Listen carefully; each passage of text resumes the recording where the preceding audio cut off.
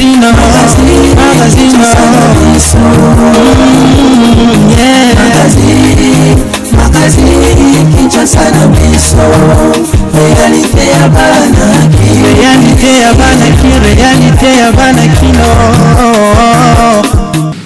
congolaise est annoncé que neutralisé déjà 22 rebelles Outa et bandeli à état de siège où ils ont décrété par le chef de l'État pour la kozongisa kimia na est de la République démocratique du Congo. Boyeba que sommet France-Afrique fongwami mokoya lelo na Paris capitale ya France wapi chef de l'État congolais pe président en exercice ya Union africaine Félix Antoine Tshisekedi azwami elongo na ba président africain pour na kosola na likambo etali économie pe finance ya ba pays africain na o etali bongo sima ya pandémie ya coronavirus.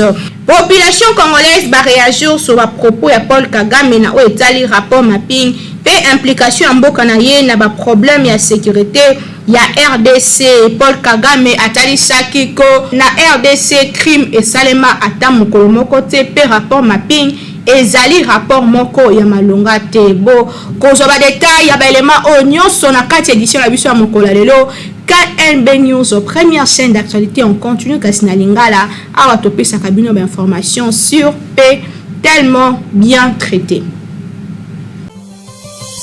Namokolo ya lelo téléphone et comme moninga ya moto. Kasi moninga ya lolenge nini? Mon cher, le boss ni makama mikana les dans la moka oyo. Il faut côte à gauche, il faut côte à droite. Ah di. Allô? Eh, Nzambe, téléphone. Badone la ngai.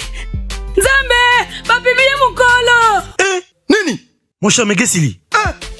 Tokosuka na batepe. Ana suna mbongo ta? Allô? Nata yuko nete na tono.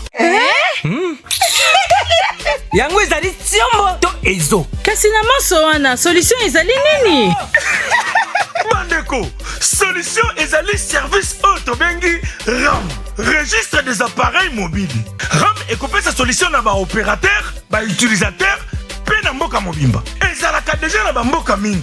Yango ba konti bazoli kanisi ya ko installer yango pe a na RDC. Poto longwa ba problème oyo esalaka ba réseau ezala malamu te, ba bokono kili na banzela ba téléphone ya pirate, ko bungisa téléphone obungisa biso biayo. Na yango mibeko ekwe boye. Tosani na ba téléphone ya original, pona mikolo koya ba téléphone nyoso ya pirate ekozala bloqué lokola na bamboka mosusu. Ah bon? Pona koyeba yango, esengeli oyeba numéro email ya téléphone na yo na kobeta étoile 10 06 10 15 chiffres et kopesa yo otindi yango na SMS na 470 nde okozoba information sur ya téléphone na yo soki ezali original. RAM ekosunga biso soki obungisi téléphone okima mbangu na opérateur na yo yende akosala RAM a bloqué yango esika ezali to a débloqué yango soki emonani tomi tungisa te na RAM enregistrement ezali kosalama automatique na yango tobomba ba email na biso malamu po ekosunga biso na makambo ebele. RAM ekotiela biso ba wifi internet ya ofele lokola na ba aéroport ba université pe na bisika mosusu. Na RAM Téléphone comme moninga solo.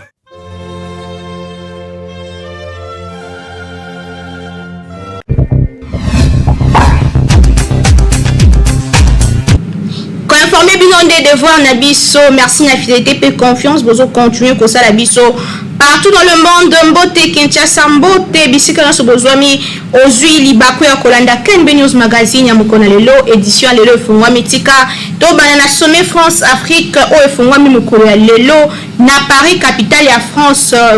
Ba président ya Afrique bazali ebele wapi pe président na biso oyo président de la République pe président ya Union africaine azwami sommet yango ekolobela bongo problème ya ba économie africain pe lisusu ndenge nini kopesa financement na ba pays africains ezalaki pe victime lokola ba pays mosusu ya pandémie ya coronavirus. Bon ndanyo so wana na image pe commentaire oyo na initiative ya France mboka Emmanuel Macron ba dirigeant africain pe européen basangani lelo mardi 18 mai na Paris pour na koluka ba solution sur ba problème économique ya ba pays africains. Pour crise ya COVID-19 et entraîna qui explosion ya ba dette publique ya ba pays africains toyeba que sommet yango et salemi quelques semaines après demande ya moratoire immédiat sur la dette extérieure tina suka ya pandémie ya coronavirus dans le monde. lelo oyo une trentaine ya dirigeants africains basangani na dirigeants européens elongo na ma grande organisation économique internationale sommet yango ezali koluka kominisa ba pays ya Afrique na ba problème financier oyo ezali komenacer bongo après COVID-19 bango bazali kosolola na ndenge nini kotikela bango tango ya kofuta banyango mais lisusu ko bénéficier na ba crédit oyo kosala que ba économie africaine oyo ezalaka déjà fragile et ba ko se relancer pandémie ya COVID-19 ezali moko ya ba pandémie oyo ningisi économie ya mokili mobimba na tango oyo babanda ekutu kozela te kasi pona Afrique batu bakufi makasi penza te par rapport ya bamboka ebele lokola ba États-Unis ba Italie kasi na Afrique ba problème économique nde ezali makasi po déjà économie ya Afrique ezalaka fragile na yango initiative oyo ya kovandisa ba dirigeants africains na ba dirigeants européens pona kosolola lolenge nini loboko na loboko elongo ya kotombola ba économie ya mokili oyo ezalaki frappé makasi na pandémie ya COVID-19. Kinshasa et l'équipe partout.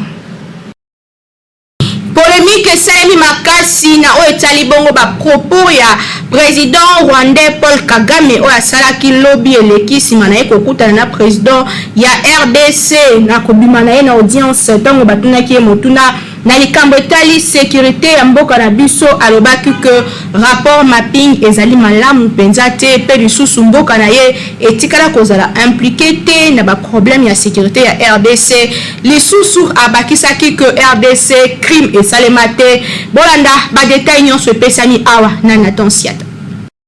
Lobby président de la République Félix Antoine Tshisekedi Tshilombo azalaki na tête à tête moko na homologue na ye rwandais Paul Kagame.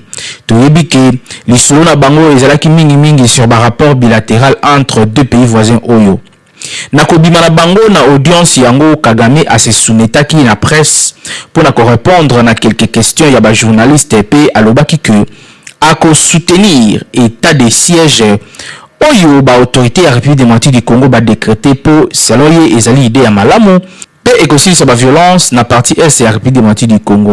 Yako kamwa alors que ba chaîne mingi elobela déjà que Paul Kagame azali parrain ya ba groupe rebelle et Belendeti AFDEL, RCD, M23, CNDP pe misusu ba rapport ya ndenge na ndenge e bima na bane o eleki elobela makambo oyo. Kasi tango ba interroger qui est sur rapport mapping, yoka réponse na ye. Rapport ya projet mapping ezala controversé. En réalité, ezala boudé même na bango moko ba congolais, pe na ba pays voisins.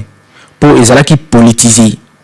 Pe par rapport mosusu oyo ebima après yango et contesta yango pe eloba inverse. Donc crime ata moko te et salema. Na lobi crime ata moko te.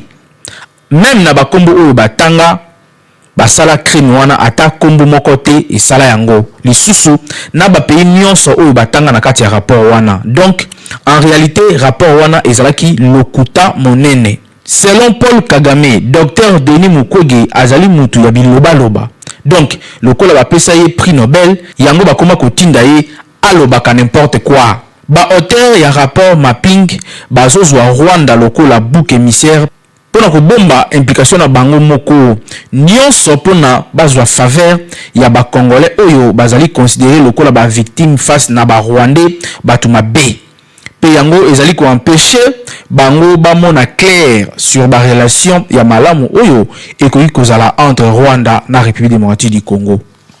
Kokamwa donc pona Paul Kagame nyonso oyo elobama sur implication ya Rwanda na ba violence na est ya République démocratique du Congo eza nango lokuta tokanisaki réaction officielle de la part ya République démocratique du Congo et ko salema mikolo oyo po ba congolais nyonso bazali ya kosilika quelques congolais déjà babandaki depuis lobby pona ko réagir na ba propos ya Paul Kagame selo bango azali ko continuer ko cracher si ba congolais ebele o bakufa na est ya République démocratique du Congo. Donc ba congolais bazali kozela réaction moko oyo ekoya ko fandisa mitema na bango sur ba propos oyo ya Paul Kagame alobi pe ya passe ezali ki interview oyo asalaki yango kaka après ko uta ko solola na président ya République démocratique du Congo Félix Antoine Tshisekedi Tshilombo. Dossier oyo ezali à suivre. Kinshasa et l'équipe partout. Population ya République démocratique du Congo, précisément la ville province à Kinshasa, bazangaki ya koloba te na oyo etali bapropos oyo Paul Kagame président rwandais atenaki na oyo etali sécurité ya est ya démocratique du Congo oyo ezali kolelisa butu mpe moi bana bango bazali na micro ya Hervé Jacques. La chose est que nous sommes bana on appelle ça de prétexte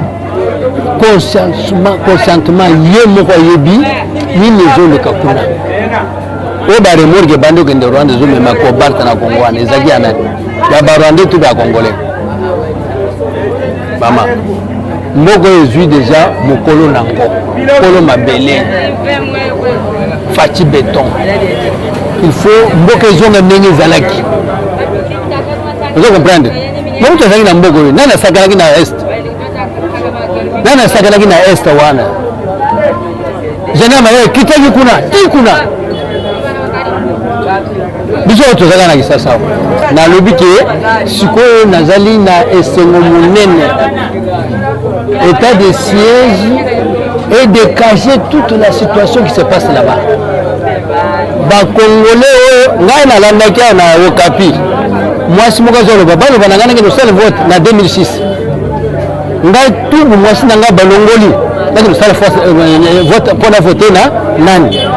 Na Okapi. Bana basala ba crime wana. C'est des Rwandais non? Et les Congolais peuvent tuer son frère. Il ne faut pas tuer son frère. Que ce soit que ce soit puni la concernant le crime au Rwanda, ça n'a pas de Congo. Soit ils ont se défendre, mais consciemment, il y a des crimes. Et bien, les salama, les autres soit ils ont ignoré. Bon, James Kabara, il y a un Congo avec chef d'état-major, il y a un Congo, il y a un Rwanda.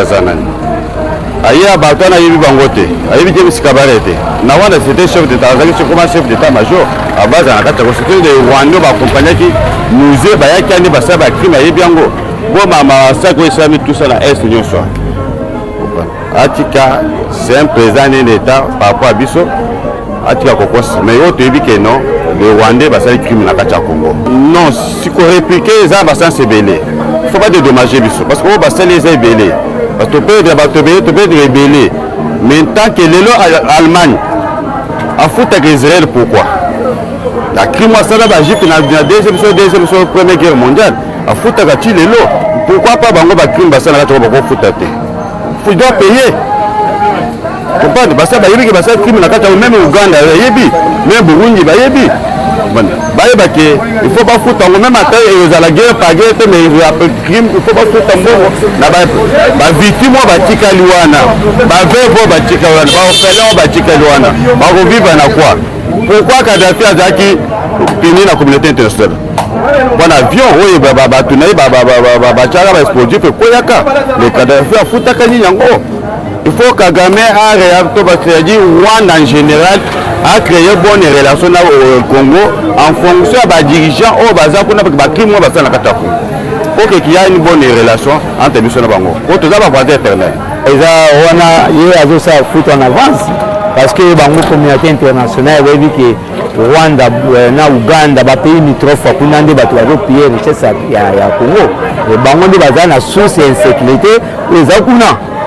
Ceux qui les tokangi frontière na Goma na côté Kisenyi wana est-ce que Rwanda baolia super bien te parce que bango baza ravitailler na est na biso lelo l'année passée Rwanda bimaka premier producteur ya coltan est-ce que azana coltan na mboka na ye ya coltan bazo yiba o bazo boma batu et puis président américain secrétaire d'état américain baki minerai ya Congo eza minerai ya sale ya makila parce que bango nde bato bazoboma bato bazoyiba baminero wana mais ye aza kosentir aza piqué parce que ayebi likambo azosala bakoki koentretenir barelation diplomatique en bonne forme oyo tozobenga yango les relations de bon voisinage mais il faut pas protéger frontière na biso parce que là-bas frontière eza passoire sécurité eza na frontière te moto akuta Kigali azokota ndenge alingi mais mpo kota na Kigali bazotuna yo bacondition mpo kota biso toyepa na biso toza na sécurité mpona eza absence de l'autorité de l'état ete aza registre kuna te bango nde bato bazoseme baterrain kuna mais tozosenga gouvernement na biso soki aza gouvernement responsable azwa pili ya responsabilité na ye asécurité bafrontière frontière eza mpona armée na biso ezosécurize frontière wana te eza na eloko moko bazosala kuna te. Sango ya kitoko de la part ya armée congolaise na est wapi état de siège ezali na nord Kivu pe na Ituri. Armée congolaise est annoncé que va neutraliser déjà 22 rebelles uta état de siège ezala décrété. Mosala ezali kosala makitoko pe triomphe ezali na ngambo na biso. Ponda ba détail epesami awa na Nathan Siata. Ba forces armées de la République démocratique du Congo FARDC ba annoncé que va neutraliser 22 rebelles ADF na Beni depuis que état de siège ezalaki décrété na deux provinces ya est ya pays notamment Nord Kivu na Ituri. Nouvelle oyo ezalaki révélée na porte-parole ya ba opération Sokola 2 na région ya Beni mokolo ya lobi lundi 17 mai 2021 en marge ya commémoration ya 24e anniversaire ya entrée ya AFDL na Kinshasa oyo ezalaka dirigé na Mzee Laurent Désiré Kabila. Lelo ça fait déjà plus de 10 jours depuis que état de siège ezalaki déclaré na zone oyo. Ils ont avancé moko significatif sur le plan ya ba opération ya ba traque ya ba ADF pe ya ba groupe mususu armé. Aussi to neutraliser 22 rebelles ADF pe to récupérer ba armes de guerre et belé. Bilan ezali significatif par rapport ya avant tout ça la lancement ya état de siège yango ndenge lieutenant Anthony Molushai atalisaki na presse locale. Abakisi pe que 50 collaborateurs ya ba rebelles ADF bango pe bazalaki arrêté ou bazali ko œuvrer na kati ya armée congolaise. Qui a réussi quand même pendant ba jour oyo kokanga plus de 50 collaborateurs ya ADF.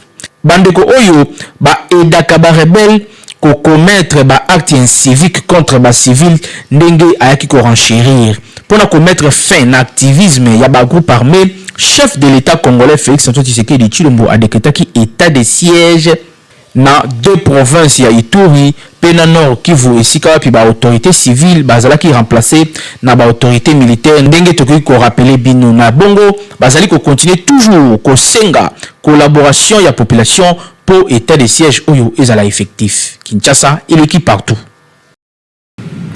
Na République démocratique du Congo, tozonga na ville province ya Kinshasa wapi ministre EPST Tony Mwaba asalaki mokola lelo na nzela ya correspondance moko à suspendre secrétaire général ya EPST pour la non production de certificat il y a fin d'études primaires ou à 3 ans alors que selon rapport au EPSAMI Mosolo et bandé ko bimana mbongo à l'état kasi ba certificat wana ezala produit te EPSAMA pe na banate bolanda ba détail EPSAMI na élément.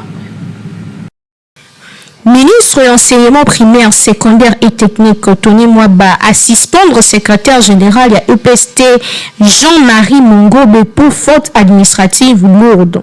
C'est leur correspondance Moko publiée le mardi 18 mai. Professeur Tony Mwaba a indiqué que selon l'élément agi depuis 3 ans trésor public et Pesakami Solo pour la production et le certificat il y a fin d'études primaires il y a 3 années, 3 éditions au c'est-à-dire 2017, 2018, 2019 et voire même 2020 pendant que l'édition Nyonsowana est ici au titre scolaire wana ezala ni produit ni livré na ba élèves finalistes ya école primaire ya mboka na biso. Hier a constaté sous que ligne ya ba crédit ezali géré illégalement na secrétariat général ya EPST. Ministre ya EPST affirma qui toujours na même correspondance que ba information ezali qui fourni na secrétaire général pour na justifier likambo yango ezali non seulement superficiel mais sous injustifié yango asengi que IGF esala musala na yango pour na ko éclairer situation oyo. Le patron de EPST a annoncé conformément à l'article 41 à la loi numéro 16/013 il y a le 15 juillet 2016 portant statut à Bajon et à carrière et à service public et à l'État suspension et à secrétaire général et à EPST n'a pas fonctionné à union so là les sous ouverture et action moko disciplinaire contre yé à sengipe na IGF et l'un de la situation pour moutonio so a comme écoute na coup ya kolia mon solo à l'État sinon mini na etali éducation ya mboka basakanaka na yango te akozwama. Kinshasa eleki partout.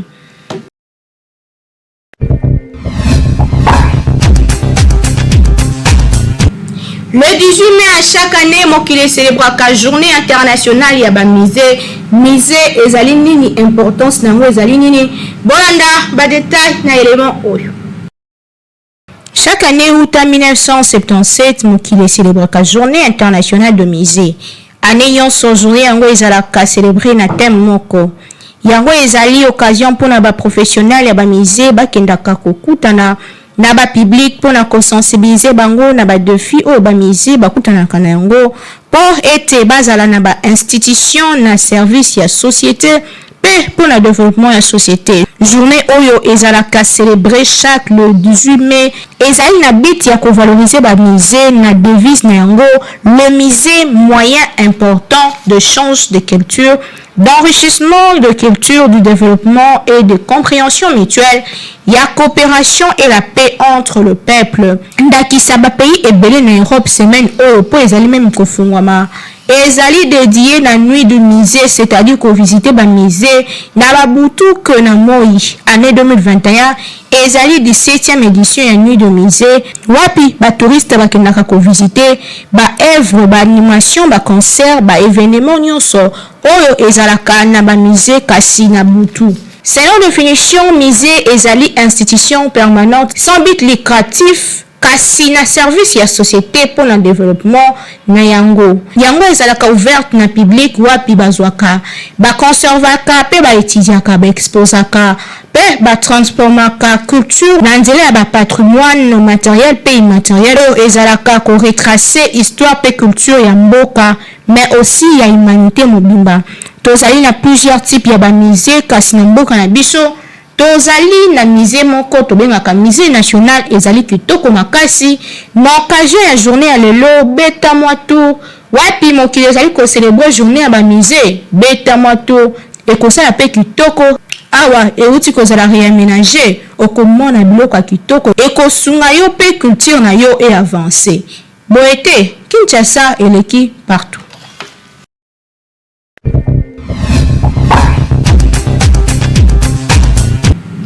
KNB News, première chaîne d'actualité en continu Kasina Lingala bilengi ngeli nulle part ailleurs to proposer deux émissions Kindoki politique pe bitambola tambola o ezali déjà en ligne na chaîne YouTube na biso KNB News kasi ko bosana te ko s'abonner pe bisa moninga à s'abonner.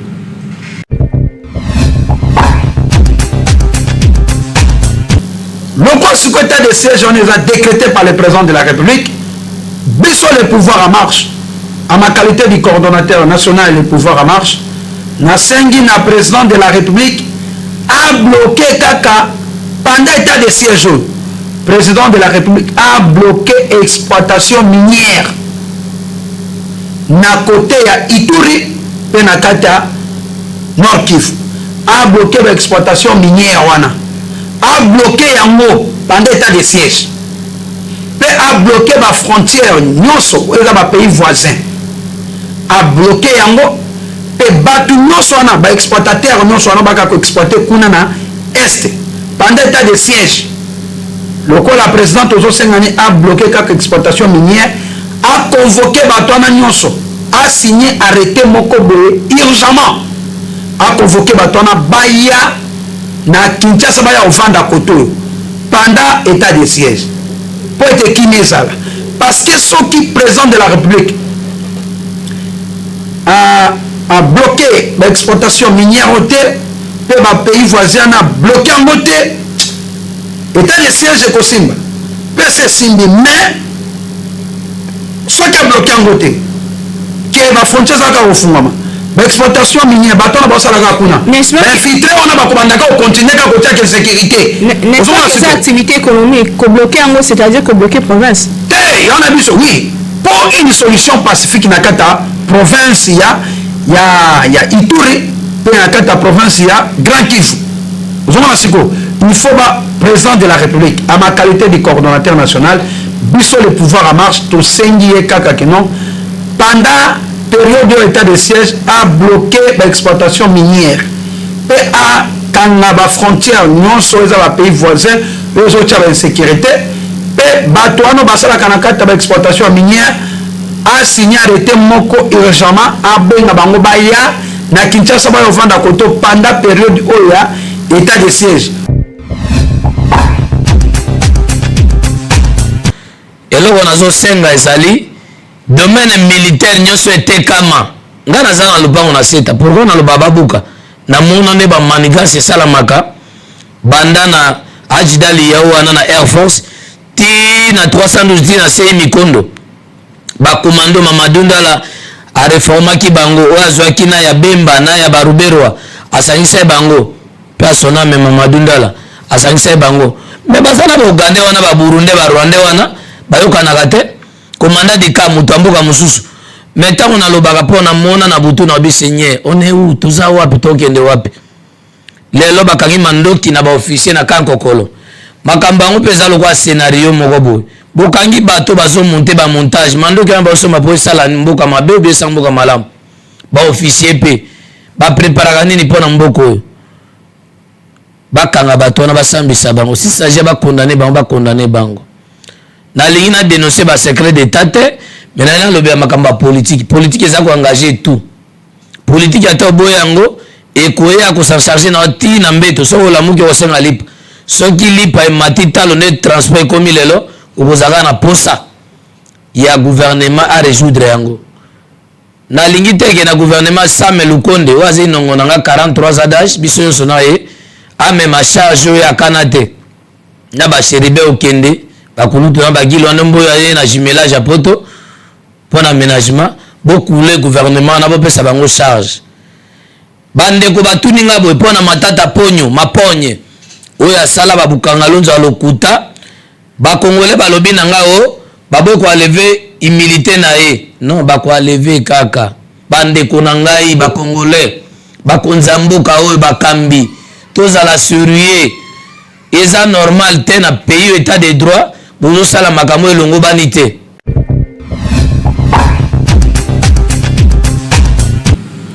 lelo motuna etunami est-ce que mondimi oyo aganyaka vi na ye na ndenge mabe c'est-à-dire moyibi ndumba to escroc pasteur akoki kozwa mbongo na ye ya dîme bolanda ndenge bapasteur bareagisaki na micro ya Hervé Zaka.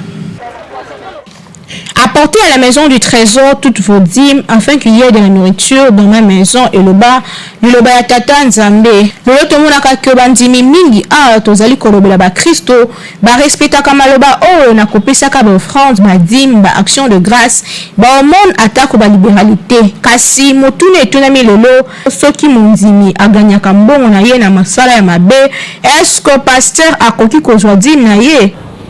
Bon, réponse est simple na ozwa parce que Bible lobi na kati ya Bible toza na ba loi o ba benga ba loi perpétuité pe na kati ya Bible toza na ba loi o esila kaka esuka pona Israël somme te na dimi na ye dimi eza déjà ba loi perpétuité somme te na dimi na ye c'est qu'il a besoin à vivre prospérité na makambo azo sala dime en fait eza kaka pona ba chrétien kate dime eza pona moto nyonso me bao tobenga ba païen wana ba misala mosusu lelo bazo prospérer ba sala ba prospérer biso to mona on etikisi mais nzoka bana ba place ba ba na opesa ba dime baza ko évoluer ya yende na mbongo donga na zimbongo na bondeli pona ye.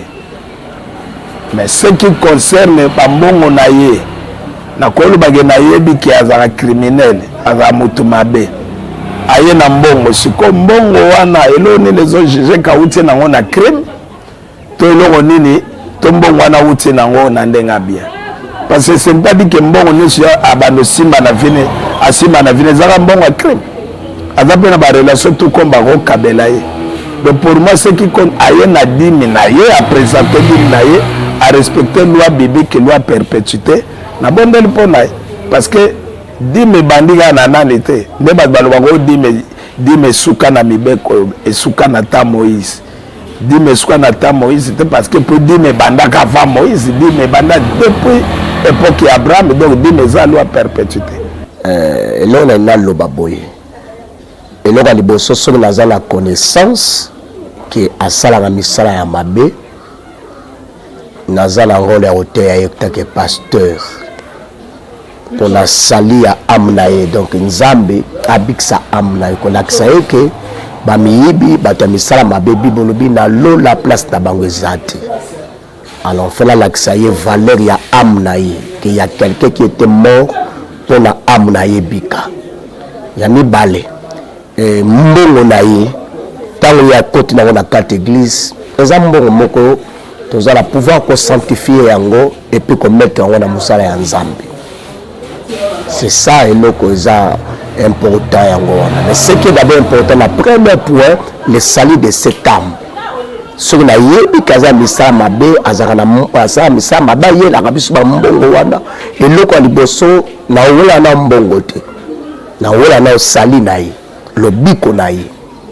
Parce que tant que pasteur na la parole on a côté ya ye, ezali le balanzambe ezala pouvoir ko changer vie na ye. Et tant que a déjà l'église ezali ali pamboli parce que tant que l'église a okutana na Yesu parce que Yesu akolo lingomba.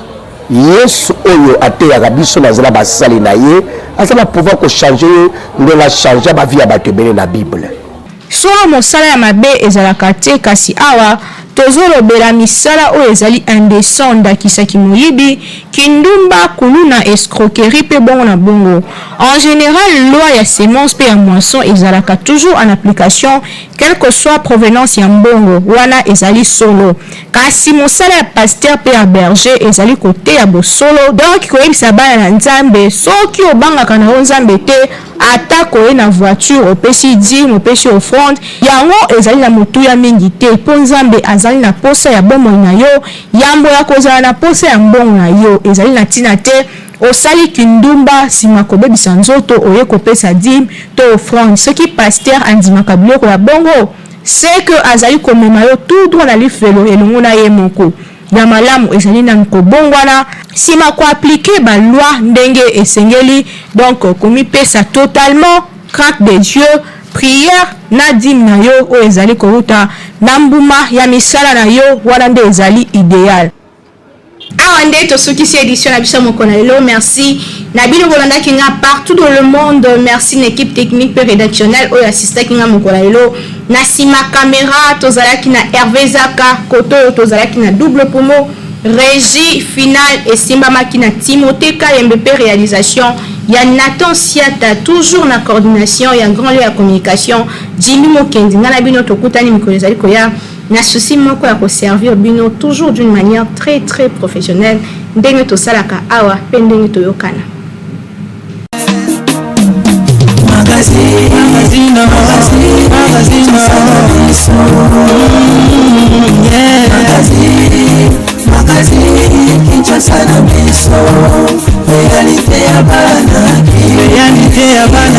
Réalité ya bana kino